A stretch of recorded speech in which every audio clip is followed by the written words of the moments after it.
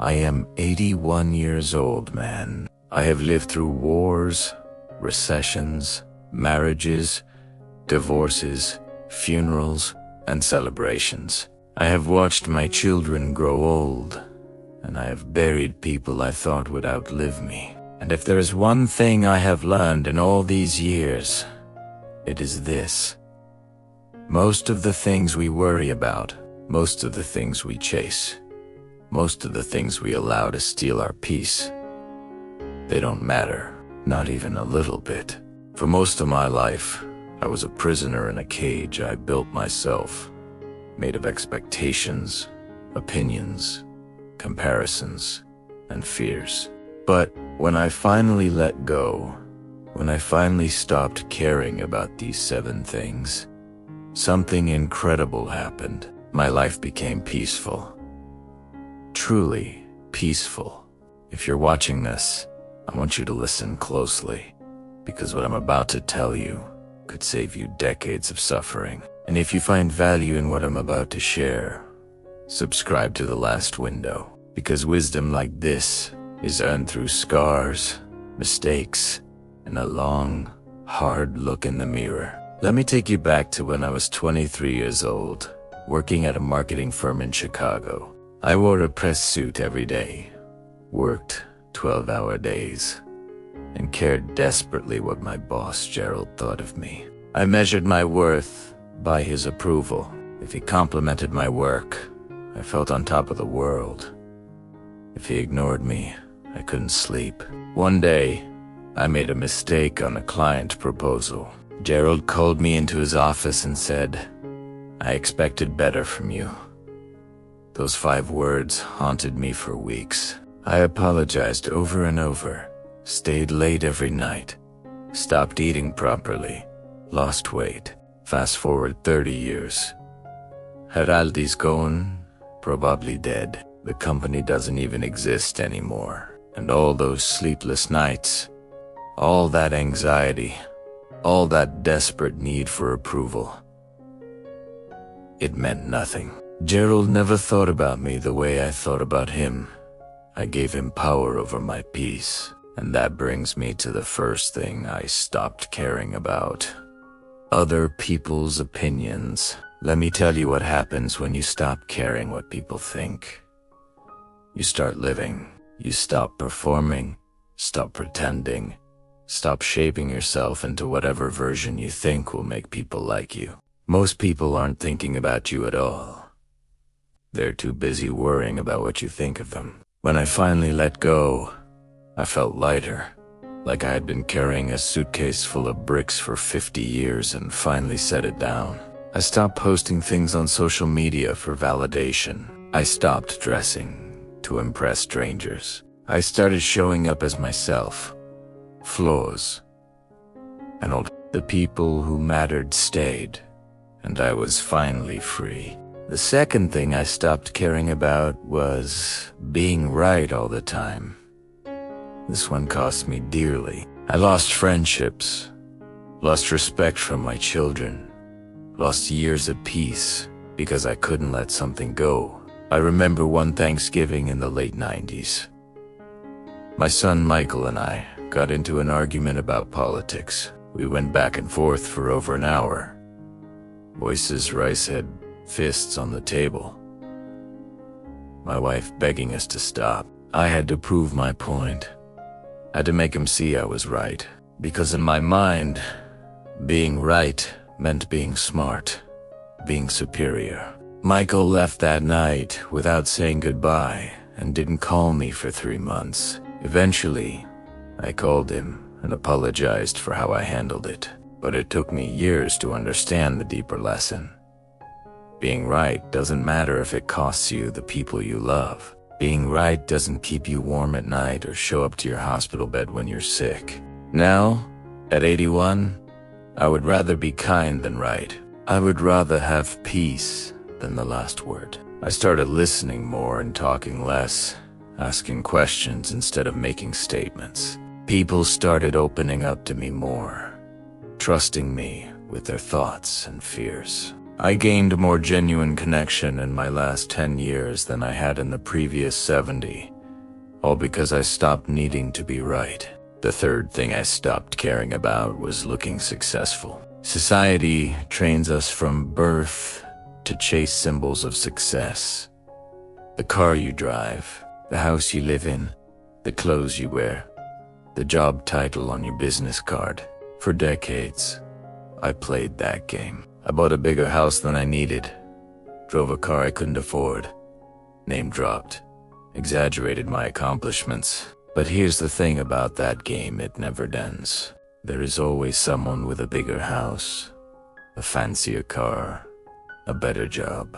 And the people you're trying to impress don't care because they're too busy trying to impress you. I was 67 years old, sitting alone in my big, beautiful house after my wife had passed away. 4 bedrooms, 3 bathrooms, a manicured lawn, and I was completely alone. The house echoed. I didn't need a showpiece. I needed connection. People. Meaning, a few months later, I sold that house and moved into a small 1-bedroom apartment. No lawn to maintain, no mortgage to stress over. I felt free. I stopped caring about looking successful and started caring about being content. I stopped checking my bank account to measure my worth. I started spending money on experiences instead of things, valuing time over status. And for the first time in decades, I felt rich in peace, simplicity, and freedom. The fourth thing I stopped caring about was the past and all the regrets that came with it. For years, I was haunted by things I couldn't change. Things I said, things I didn't say, opportunities I missed, relationships I ruined. I would lie awake at night, replaying conversations from decades ago, rewriting them in my head. There was a woman I loved before I met my wife. Her name was Caroline.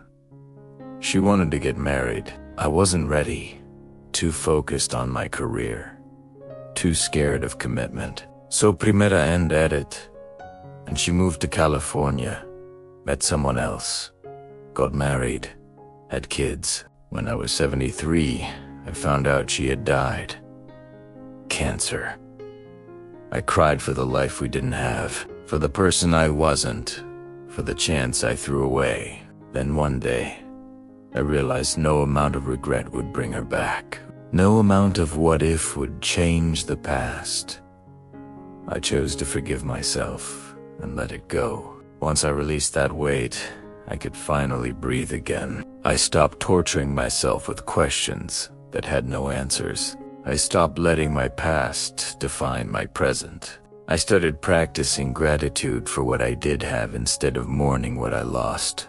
The fifth thing I stopped caring about was being busy all the time.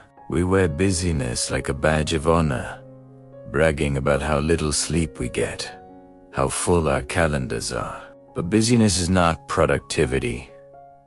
Busyness is not purpose. It's often just noise, a way to avoid sitting still with ourselves. For most of my working life, I was busy, filling every minute with tasks, meetings, errands, obligations. I missed my daughter's ballet recitals, missed family dinners, missed quiet mornings with my wife because I was always chasing something that seemed urgent, but was never truly important. Now, I have nowhere to be, and that is the greatest gift. I wake up when my body is ready, drink my coffee slowly, sit on my balcony and watch the birds. I have more peace now in my stillness than I ever had in my busyness, because peace doesn't come from doing more. It comes from doing what matters.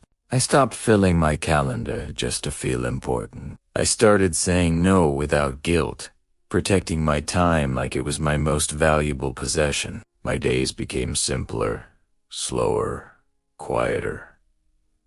And in that simplicity I found contentment. The sixth thing I stopped caring about was controlling everything. I spent so much of my life trying to control every outcome.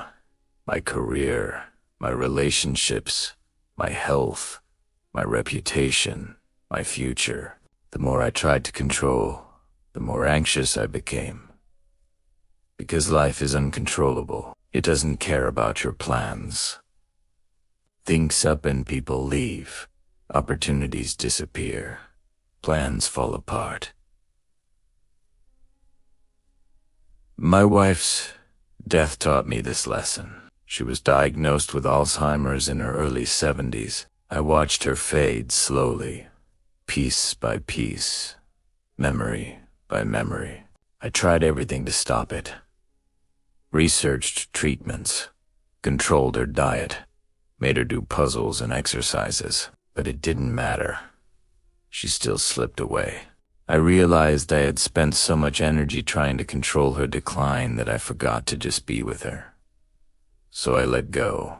I stopped trying to control the outcome and started focusing on the present moment. In those final months, when I just sat with her, when I stopped fighting and started accepting, I found peace. After she passed, I stopped trying to control what my children did with their lives. I stopped trying to predict and prevent every possible bad outcome. I started accepting uncertainty as part of life, not something to fear. The seventh and final thing I stopped caring about was living forever. When you're young, death is abstract. But when you're 81, death is a neighbor that reminds you your time is limited. For a long time, that thought terrified me. I was obsessed with staying healthy, avoiding risks, prolonging my life as much as possible. But I was doing it out of fear, not out of love for life. Then one morning, I woke up and thought, what's the worst that can happen? I die. Well, that's going to happen anyway. Once I accepted that, I felt a strange kind of freedom. I started taking meaningful risks, traveled to places I'd always wanted to see, reached out to old friends, said I love you more often. I stopped saving things for special occasions and started treating every day like it was special. I stopped worrying about adding years to my life and started adding life to my years. I started living with the understanding that this could be my last day. That awareness made everything more beautiful, more precious, more meaningful. So here's what I want you to understand. You are running out of time.